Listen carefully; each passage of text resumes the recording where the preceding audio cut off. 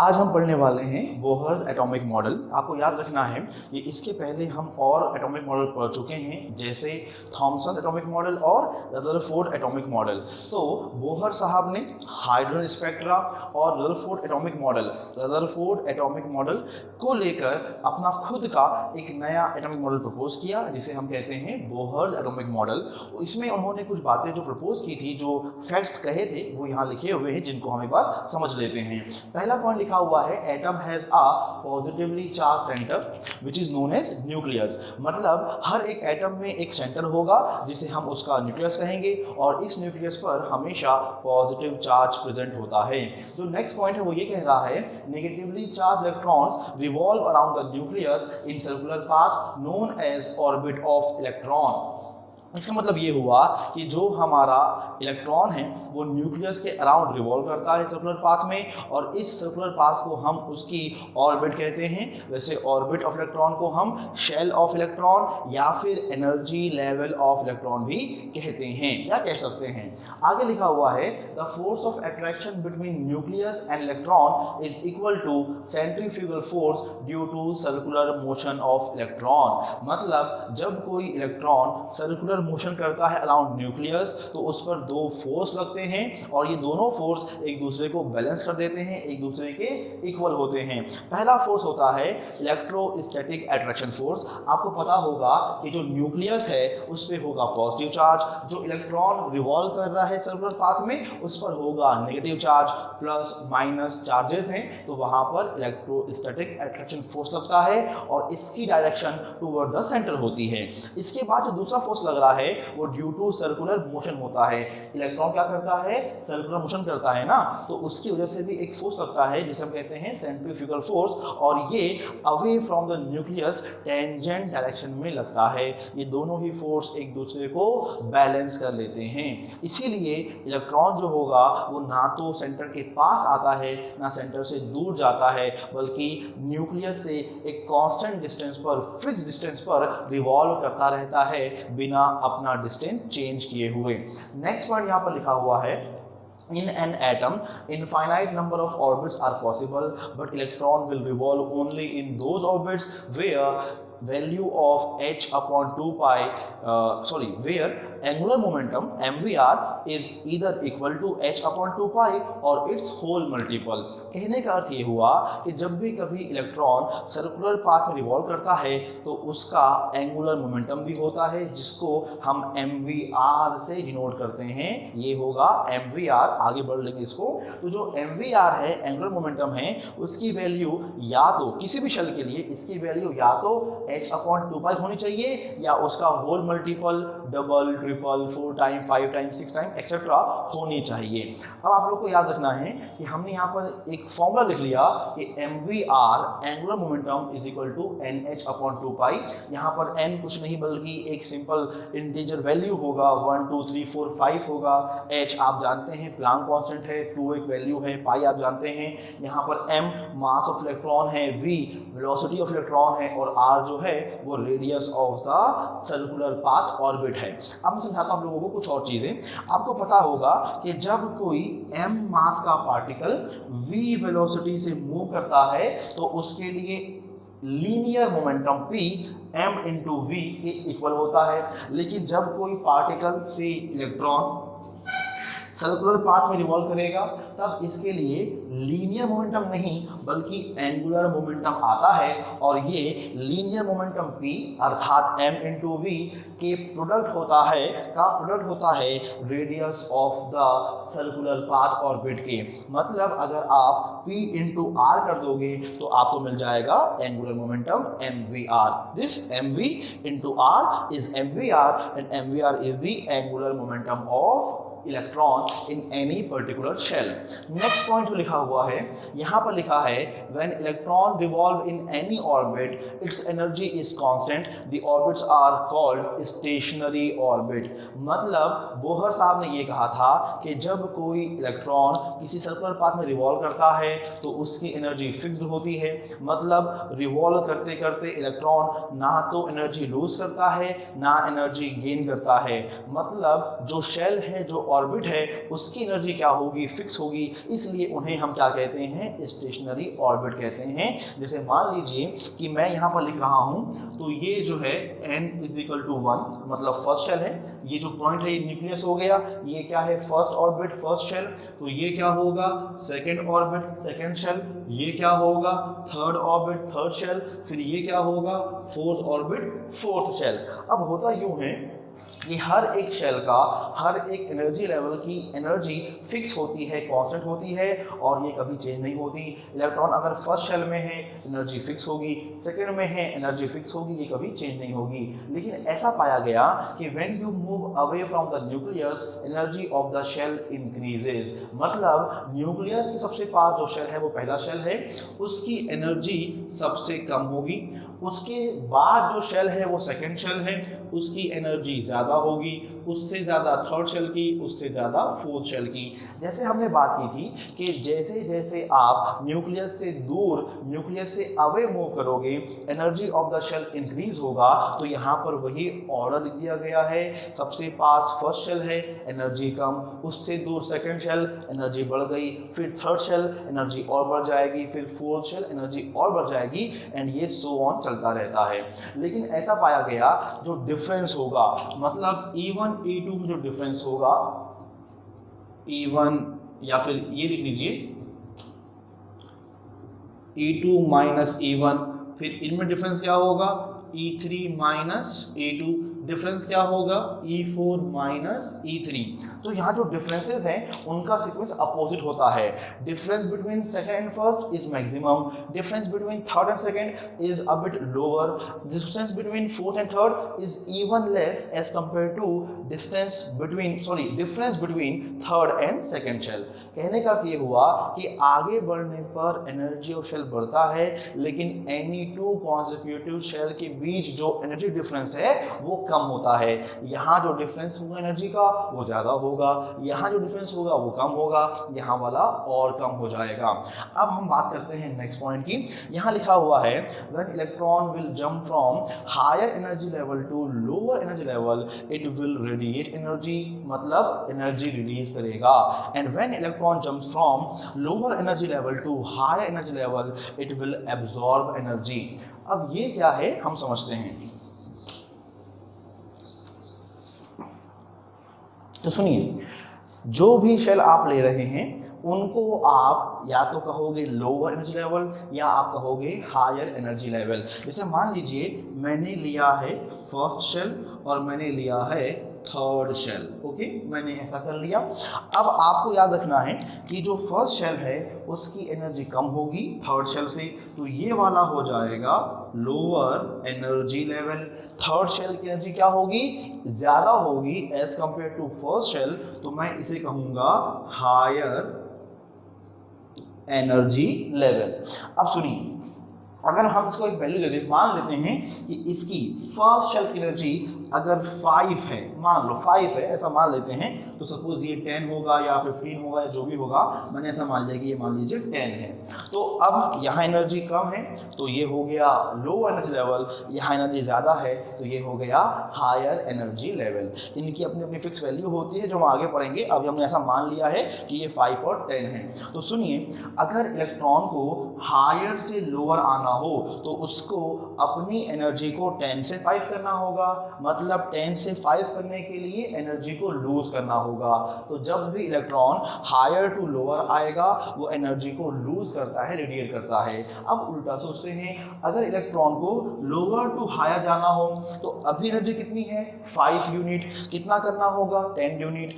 आप first shell में हैं, एनर्जी मेंटेन करोगे 5 यूनिट, आप जा रहे हो कहाँ पर थर्ड शेल में, आपको वहाँ एनर्जी मेंटेन करना होगा 10 यूनिट। तो जब आप लोअर टू हायर जाओगे एनर्जी को 5 से 10 करना होगा। ये तभी पॉसिबल है जब आप सराउंडिंग से, मतलब इलेक्ट्रॉन सराउंडिंग से एनर्जी को एब्जॉर्ब कर ले। तो यहाँ से ये आइडिया हो रहा है कि लोअर टू हायर जाने पर एनर्जी एब्जॉर्ब करेंगे, हायर टू लोअर आने पर एनर्जी को हम रेडिएट करेंगे। एक और चीज़ देख लीजिए, अभी हम देखते हैं फर्स्ट केस, जब हम जाते हैं लोअर टू हायर, यहाँ पर डेल्टा ई क्या होगा, हम लोअर टू हायर गए हैं तो फाइनल स्टेट जो होगा वो E3 होगा और जो इनिशियल होगा वो फर्स्ट होगा। तो अब डेल्टा ई क्या आएगा, फाइनल E3 मतलब 10, इनिशियल 5 मतलब इनिशियल फर्स्ट मतलब 5, तो ये कितना आ गया 5। अब आप इसे गौर से देखें, यहाँ पर डेल्टा ई की वैल्यू कितनी है, पॉजिटिव, और हम जानते हैं जब चेंज इन एनर्जी पॉजिटिव हो मतलब एनर्जी एब्जॉर्ब की हो गई होगी। तो यहाँ से आइडिया हो गया कि जब हम लोअर टू हायर जाएंगे एनर्जी एब्जॉर्ब होगी, एनर्जी एब्जॉर्ब होगी मतलब value of change in energy delta E कितना आएगा, पॉजिटिव आएगा। अगर हम यहाँ पर केस 2 देख लें, जब हम कहाँ जाएं, जब हम हायर टू लोअर जाएं, मतलब हम जाएंगे थर्ड शेल से फर्स्ट शेल में, तब क्या होगा, तब change in energy delta E क्या होगा, फाइनल। हम कहाँ पहुँचे हैं, फर्स्ट शेल में, तो वो होगा फाइनल शेल। हम कहाँ से आए हैं, थर्ड शेल से, तो वो क्या होगा, इनिशियल शेल। अब देखिए E1 कितना है 5, E3 कितना है 10, जो हमने अज्यूम किया था, एक्चुअल वैल्यू नहीं है। अब डेल्टा ई कितना आ रहा है, -5, तो यहाँ पर डेल्टा ई कैसा है, निगेटिव है। और हम जानते हैं कि जब चेंज इन एनर्जी नेगेटिव होता है इसका मतलब ये हुआ कि वहाँ एनर्जी रिलीज की गई होगी। तो हमने यहाँ पर ये समझा है कि जब हम लोअर टू हायर जाएंगे एनर्जी को एब्जॉर्ब करेंगे, delta E change energy positive होगा, और जब हम जाएंगे higher to lower shell, higher to lower energy level, तब हम एनर्जी को रिलीज करेंगे और तब डेल्टा ई जो होगा वो निगेटिव होगा। अब हम पढ़ते हैं बोहर्स एटॉमिक रेडियस। तो याद रखना है कि बोहर ने हाइड्रोजन एटम के लिए जो उसकी फर्स्ट शेल की रेडियस है उसे डिफाइन किया, उसे कैलकुलेट किया, और वही हम अब यहाँ पढ़ने वाले हैं। इसको पढ़ने से पहले आप जान जाइए कि मान लेते हैं ये हमारा H एटम है, ये न्यूक्लियस ऑफ हाइड्रोजन एटम है, ये इलेक्ट्रॉन है, ये first shell outermost shell है, और distance between nucleus and electron को ये जो है ये आपका न्यूक्लियस इलेक्ट्रॉन ई है, जिसको हमने माना है कि वो r डिस्टेंस पर है। अगर वो डिस्टेंस r पर है तो इस हाइड्रोजन एटम के लिए जो एटॉमिक रेडियस है वो भी कितनी हो जाएगी, r हो जाएगी। अब आपको याद रखना है कि यहाँ पर जो न्यूक्लियस है उसमें भी प्रोटॉन होंगे, पॉजिटिव चार्ज होगा। हम ये मानते हैं कि एटम के लिए एटॉमिक नंबर Z है, तो इसमें प्रोटॉन भी कितने होंगे, Z होंगे। अगर एक प्रोटॉन पे चार्ज E होगा तो Z प्रोटॉन का चार्ज ZE होगा, मतलब न्यूक्लियस पे जो चार्ज होगा वो कितना होगा, ZE होगा। हमने बोहर्स एटॉमिक मॉडल में ये पढ़ा था कि जो दो फोर्स लगते हैं इस फिनोमिना में, एक होता है आपका फोर्स ऑफ अट्रैक्शन, दूसरा होता है आपका सेंट्रीपिटल फोर्स। ये हम आगे बात करेंगे थोड़ी देर में। तो ये दोनों एक दूसरे को क्या करते हैं, बैलेंस करते हैं। वैसे देखा जाए तो यहाँ पर एक फोर्स जो लग रहा है वो लग रहा है टुवर्ड द सेंटर, जो होगा आपका फोर्स ऑफ अट्रैक्शन या इलेक्ट्रोस्टैटिक फोर्स ऑफ अट्रैक्शन। दूसरी बात ये है कि ये इलेक्ट्रॉन सर्कुलर मोशन कर रहा है, तो इसकी सर्कुलर मोशन को मेंटेन करने के लिए हमको सेंट्रीपिटल फोर्स भी चाहिए, और ये सेंट्रीपिटल फोर्स जो होता है इलेक्ट्रॉन को वो इसी फोर्स ऑफ अट्रैक्शन से मिलता है। मतलब ये जो फोर्स है सेंट्रीपिटल फोर्स, ये फोर्स ऑफ अट्रैक्शन के इक्वल ही होता है। डेरिवेशन में हमको इसको ऐसे एज्यूम करना है। वैसे देखा जाए तो हम ये भी कह सकते हैं कि जब आप एक पत्थर रस्सी से बांध ले पत्थर को, उसे गोल गोल घुमाएं, तो आप ये पाओगे कि जैसे ही आप उसे छोड़ते हो तो वो दूर निकल जाता है, वो होता है सेंट्रीफ्यूगल फोर्स जो उसे दूर लेकर जाता है। तो वो भी हम बात कर सकते हैं जो हमने पहले बात की है। यहाँ हम इसको ड्राइव करने के लिए सेंट्रीपिटल फोर्स के थ्रू ड्राइव कर रहे हैं, क्योंकि ये ज़्यादा सही लगता है।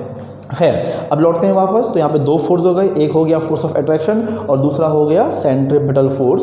तो ये जो होगा कूलम्बिक फोर्स जो होगा वो होगा F into 1/4 pi epsilon not Q1 Q2 into R²। यहाँ पर मैंने 1/4 पाई एप्सिलॉन नॉट को अब K मान लिया। K क्या है, कूलम्बिक कांस्टेंट है।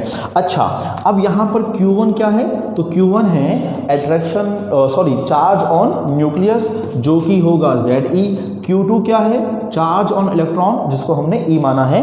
तो नेक्स्ट अब Q1 क्या हो गया, ZE।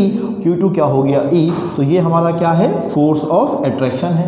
अब आपको मालूम होगा कि सेंट्रिपेटल फोर्स जो होता है वो फोर्स होता है mv² अपॉन r, जहाँ पे r क्या है, रेडियस ऑफ द ऑर्बिट है। अब दोनों फोर्स इक्वल हैं, तो अगर इक्वल है तो हमने क्या किया, उनको इक्वेट कर दिया। देखिए mv² upon r is equal to के Z E into E upon r², ये r एक r से कैंसिल हो गया, तो यहाँ पे क्या बचेगा, mv² इज इक्वल टू के जेड ई² ई इंटू ई का ई स्क्वायर अपॉन r। अब हमने r को वहाँ भेज दिया तो बन गया mv² r is equal to के जेड ई²।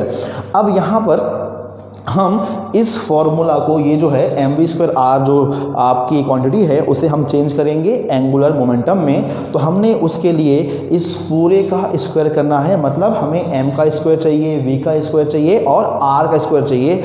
इसके लिए हम दोनों साइड्स में m इंटू r करेंगे। देखिए इस साइड भी क्या आ गया, m इंटू r, इस साइड भी क्या आ गया, m इंटू r।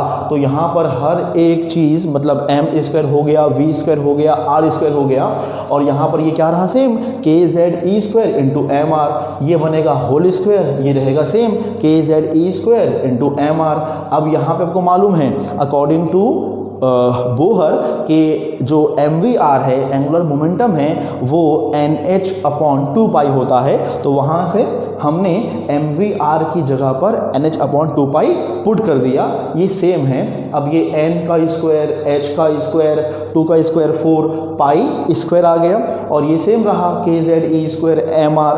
अब मुझे तो r चाहिए, मुझे निकालना क्या है, रेडियस है ना। तो मैं क्या करूँगा, मैं इसको इधर और इसको इधर कर लूँगा, मैंने फ्लिप कर लिया।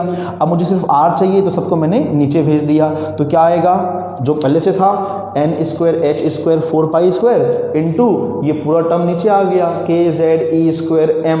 अब r क्या आ गया, n² h² के 4 पाई स्क्वायर एम जेड ई²। याद रखना है k की वैल्यू, k की वैल्यू जो कोलम्बिक कांस्टेंट है उसकी SI वैल्यू होती है 9 इंटू 10⁹, बट CGS वैल्यू होती है 1। तो अगर मैं इसे CGS में ले लूँ तो k की वैल्यू क्या हो जाएगी, 1 हो जाएगी, और ये यहाँ से क्या होगा, एलिमिनेट हो जाएगा, हट जाएगा। तो हमने इसको रिमूव कर दिया, k को कैसे, CGS में लेकर। अब यहाँ पे आप देखिए r को मैंने Rn पुट किया है। ये एक्चुअल में r क्या है, रेडियस ऑफ शेल है। शेल तो बहुत सारे होते हैं, पहला, दूसरा, तीसरा, चौथा, और शेल को हम यूजुअली n से डिनोट करते हैं। तो मैंने Rn लिखा, मतलब radius of nth shell. What is Rn, radius of nth shell. ये हो गया n² h² 4 pi square m Z ई²। ये है आपकी बोहर रेडियस का फॉर्मूला, इसे याद रखिएगा, आगे बहुत काम आएगा। सुन लीजिए, Rn क्या है, radius of nth shell, n क्या है, नंबर ऑफ शेल। अगर पहला शेल है तो n1 आएगा, दूसरा शेल है तो n2 आएगा, तीसरा शेल होने पर n3 आएगा। h क्या है, प्लांक कांस्टेंट, स्क्वायर कर दीजिएगा। 4 एक वैल्यू है, पाई आप जानते हैं, m मास ऑफ इलेक्ट्रॉन है, z atomic number of atom, ये तो हाइड्रोजन है, तो हम क्या लिख देंगे, सिर्फ 1 लिख देंगे z के प्लेस में। e क्या है, चार्ज प्रेजेंट ऑन इलेक्ट्रॉन। अब अगर मैं इस पूरे डेरिवेशन में प्रेजेंट क्वांटिटीज़ n 4 पाई m e की वैल्यू पुट कर दूं, इन सब की वैल्यू पुट कर दूं, तो मुझे जो Rn है वो सॉल्व होकर मिलता है 0.529 into 10⁻⁻10 n² upon z metre. क्योंकि ये r डिस्टेंस है तो ये किस में आ रहा है, मीटर में आ रहा है। मैं जानता हूँ कि 10⁻⁻10 मीटर जो होता है वो 1 आंगस्ट्रॉम होता है, तो ये क्या बन जाएगा, Rn is equal to 0.529 into n² upon z angstrom. तो अगर मीटर में लेना है तो -10 मीटर लेना है आंगस्ट्रॉम में, तो जस्ट 0.529 n² अपॉन z आंगस्ट्रॉम। अब सुन लीजिए, अगर हम बात करते हैं हाइड्रोजन एटम के फर्स्ट शेल की ऑर्बिट के लिए, तो यहाँ पे चीज़ें क्या होंगी। चूंकि आपने बात की है हाइड्रोजन एटम की, तो Z1 हो जाएगा। आप कह रहे हैं फर्स्ट शेल, तो n की वैल्यू क्या आएगी, 1 आएगी, तो Z भी 1 हो गया, n भी 1 हो गया। Rn क्या आएगा, 0.529 आंगस्ट्रॉम। तो याद रखना है कि हाइड्रोजन एटम के फर्स्ट शेल की जो रेडियस होगी, बोहर रेडियस होगी, वो 0.529 आंगस्ट्रॉम या 52.9 पिकोमीटर होती है। इसको कई जगह पर 53 भी मान लेते हैं, और यूजुअली इस वैल्यू को R1 को बुक में A या फिर A0 कहा जाता है। ठीक। तो याद रखना है ये फॉर्मूला बोहर रेडियस का है, जब सब वैल्यू पुट कर लोगे तो आपको वैल्यू ये मिलती है। अगर ये H ना हो कोई और हो तो आप Z अलग अलग पुट करना, हीलियम के लिए 2 आ जाएगा, लिथियम के लिए 3 आ जाएगा। फर्स्ट शेल बोलेगा तो N1 पुट कर देना, सेकेंड शेल बोलेगा तो N2 पुट कर देना, थर्ड शेल के लिए N आप 3 पुट कर देना और आप अपना आंसर ला सकते हो। बोहर्स रेडियस पढ़ने के बाद अब हम पढ़ते हैं एनर्जी ऑफ द शेल। आपको मालूम है कि हाइड्रोजन एटम में ये न्यूक्लियस है जिस पर चार्ज Ze होता है और इससे r डिस्टेंस पर मान लेते हैं यहाँ पर कोई इलेक्ट्रॉन होगा। इलेक्ट्रॉन का चार्ज हम E अज्यूम करेंगे। अब याद रखना है कि हर शेल की अपनी एनर्जी होती है और वही एनर्जी एक्चुअल में एनर्जी ऑफ इलेक्ट्रॉन होती है। कहने का अर्थ ये है कि जब कोई इलेक्ट्रॉन किसी शेल में रिवॉल्व करता है तो उस इलेक्ट्रॉन की एनर्जी फिक्स्ड होती है और यही एनर्जी इलेक्ट्रॉन की एनर्जी को हम एनर्जी ऑफ दैट शेल भी कह देते हैं। लेकिन आपको याद रखना है कि इलेक्ट्रॉन की एनर्जी 2 फैक्टर्स की वजह से होती है। इलेक्ट्रॉन क्योंकि रिवॉल्व कर रहा है तो उसकी रिवॉल्यूशन, उसकी मोशन की वजह से उसके पास होती है काइनेटिक एनर्जी, गतिज ऊर्जा। और इसके अलावा जो इलेक्ट्रॉन है वो न्यूक्लियस से एक फिक्स्ड डिस्टेंस पर है, इसलिए उसके पास पोटेंशियल एनर्जी अर्थात स्थितिज ऊर्जा भी होती है। तो कहने का अर्थ ये हुआ कि टोटल एनर्जी ऑफ इलेक्ट्रॉन या टोटल एनर्जी ऑफ शेल, अब से हम शेल ही कहेंगे, टोटल एनर्जी ऑफ शेल होगा sum of kinetic energy and potential energy. यहाँ पे आप देख रहे हैं, यहाँ लिखा हुआ है total energy is equal to kinetic energy plus potential energy. आप लोगों को मालूम होगा कि के जो होता है वो हाफ mv² होता है, तो ET total energy is equal to kinetic energy जगह क्या जाएगा हाफ mv²। और ये PE क्या होगा, तो याद रखना है कि आप ये मानिए कि यहाँ पर जो न्यूक्लियस है वो एक चार्ज बॉडी है जिसका अपना फील्ड होगा और इलेक्ट्रॉन उस फील्ड में है तो उस पर भी एक फोर्स लगेगा। वो फोर्स जो होगा F वो Ze² अपॉन r² होगा। ये Ze² कहाँ से आया, तो इस पर न्यूक्लियस पे चार्ज Ze है, इलेक्ट्रॉन पे चार्ज E है, इनका प्रोडक्ट Ze² होगा। डिस्टेंस इनके बीच अगर हम r अज्यूम कर लें, ये जो डिस्टेंस को हम क्या मान लें r, तो हम क्या लेंगे स्क्वायर ऑफ डिस्टेंस, क्योंकि फोर्स बोला है मैंने तो स्क्वायर ऑफ डिस्टेंस आएगा। लेकिन अगर हम बात करें पोटेंशियल एनर्जी की तो वो क्या होगा, वो product of charges upon distance होगा। तो मैंने इस फॉर्मूला को यूज़ किया है। ये फॉर्मूला फिजिक्स में आप लोग पढ़ते होंगे इलेक्ट्रोस्टैटिक चैप्टर में। तो PE इक्वल टू क्या आ जाएगा Ze² अपॉन r, यहाँ लिखा हुआ है। अब आपको याद रखना है कि ये हम निगेटिव लेते हैं, जो ये आपका PE होगा ये कैसा होगा, निगेटिव होगा। वापस लौटते हैं। अब हमने लास्ट टाइम जब हमने बात की थी बोहर्स रेडियस की इसी लेक्चर में, तो mv² अपॉन r मतलब सेंट्रीपिटल फोर्स इक्वल था Ze² अपॉन r² के। ये Ze² अपॉन r² क्या है, ये आपका फोर्स ऑफ अट्रैक्शन है। यहाँ पर लास्ट टाइम ने के लिया था, अब मैं के नहीं ले रहा हूँ, मैं ऐसा मान रहा हूँ कि हम CGS में इसे लेके चल रहे हैं। तो अब ये दोनों r कैंसिल हुए तो ये ऐसा आ गया mv² is equal to Ze² upon r। मुझे यहाँ पे हाफ mv² की वैल्यू चाहिए, मैंने दोनों को क्या किया हाफ से इंटू कर दिया, तो हाफ mv² क्या हो गया Ze² अपॉन 2r हो गया। तो अब मैं इक्वेशन नंबर सेकंड में हाफ mv² की वैल्यू जो इक्वेशन नंबर मुझे थर्ड में मिली, इक्वेशन थर्ड में मिली, उसे मैं इक्वेशन 2 में पुट कर दूंगा। तो ET जो होगा वो क्या होगा Ze² upon 2r minus plus into minus minus Ze² upon r। जब ये सॉल्व होगा तो आपको क्या मिलेगा, ET is equal to minus Ze² upon 2r। ये कैसे हो रहा है, तो यहाँ पर आपको Ze² दोनों साइड है, r भी दोनों साइड है, उसे कॉमन ले लेना तो क्या मिलेगा Ze² अपॉन r। तो फिर यहाँ बचेगा हाफ माइनस 1, हाफ माइनस 1 होगा माइनस हाफ, तो माइनस हाफ क्या हुआ सामने आ गया और Ze² अपॉन r बच गया। ये है total energy of electron in that shell, ये वाले शेल में, ठीक है। अब जो ये टोटल एनर्जी है वही तो एक्चुअल में एनर्जी ऑफ द शेल है। तो अब मैं उसे ET ना लिखकर EN लिख रहा हूँ, एनर्जी ऑफ शेल लिख रहा हूँ। एनर्जी ऑफ शेल क्या होगा, सेम होगा, ये 1/2 तो -12 सामने आ गया, ZE² अपॉन R। अब ये R जो है यहाँ पर, ये जो R है ये क्या है, ये आपका रेडियस ऑफ nth शेल है, तो हमने उसको अब Rn लिख दिया। एनर्जी ऑफ nth शेल तो रेडियस ऑफ nth शेल, दोनों शेल सेम होंगे, E1 तो R1, E2 तो R2, E3 तो R3 और En के लिए Rn। अब Rn जो है वो बोहर्स रेडियस है जो हमने अभी ड्राइव भी किया था, जिसकी वैल्यू ये होती है। तो इस वैल्यू को मैं Rn के प्लेस में पुट करता हूँ, ये ऐसा आया। अब ये फ्लिप होके ऊपर जाएगा, अब ये जब ऊपर गया तो नीचे वाला ऊपर और ये नीचे हो गया, तो -12 ZE² 4π² mZE² upon n² h²। इस 2 से मैंने 4 को कैंसिल आउट किया तो 2 बचा।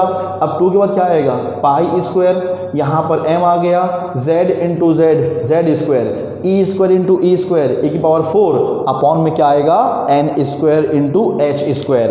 अब अगर हम सारी वैल्यूज़ जैसे 2 की वैल्यू, पाई की वैल्यू, मतलब 2 तो नंबर है, पाई की वैल्यू, m की वैल्यू, E की वैल्यू पुट कर दें, H की वैल्यू भी पुट कर दें, तो ये सॉल्व होकर En जो मिलेगा वो मिलेगा -2.18 into 10⁻⁻18 into Z² upon n²। ये वैल्यू होती है जूल पर एटम, एक एटम के लिए जूल में। En की ही वैल्यू हो सकती है -1312 Z² upon n² kilo joule पर मोल, 1 मोल ऑफ एटम के लिए। En is equal to -13.6 Z² upon n² electron volt पर एटम। तो ये जो वैल्यू है ये जूल पर एटम में है, ये वैल्यू किस में है, किलो जूल पर मोल में है, ये वैल्यू किस में है, EV पर एटम के लिए है। अलग अलग यूनिट्स के लिए वैल्यू भी क्या है, अलग अलग है। ये काफ़ी जगह यूज़ होता है, तो आप इसे अच्छे से याद रखिएगा।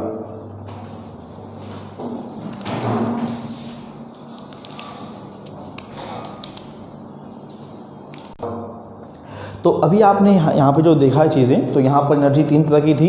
एक था काइनेटिक एनर्जी ऑफ इलेक्ट्रॉन, दूसरा था पोटेंशियल एनर्जी ऑफ इलेक्ट्रॉन और तीसरा था इनका सम, जिसको हम बोलते हैं टोटल एनर्जी या फिर एनर्जी ऑफ द शेल। तो जो फॉर्मूला आया था इनके लिए वो क्या था, काइनेटिक एनर्जी था ZE² अपॉन 2R, जो PE था वो क्या था, माइनस में ZE² अपॉन R, और जो टोटल इनका सम आया वो था -ZE² अपॉन 2R। तो आप यहाँ पर देखिए ये जो वैल्यू है और ये वैल्यू, मतलब KE और टोटल सेम है मैग्नीट्यूड में, बस ये प्लस है और ये माइनस है। और जो ये वैल्यू है ना ZE² अपॉन R, इन दोनों का डबल है बट माइनस में है। तो अगर मैं यहाँ पर रेशियो लूँ, मतलब मैं ये लिखूँ कि energy kinetic ratio, energy potential ratio, energy total, तो मैं अगर इसको 1 अज्यूम कर लूँ तो ये 1 होगा, और ये क्या होगा, डबल, और ये क्या होगा, सेम, दोनों सेम हैं। भाई आप जब कैंसिल करेंगे, रेशियो लेंगे, तो आप खुद देख सकते हैं ना, ये सॉल्व होके ऐसे ही तो आएगा, ये आ जाएगा 1।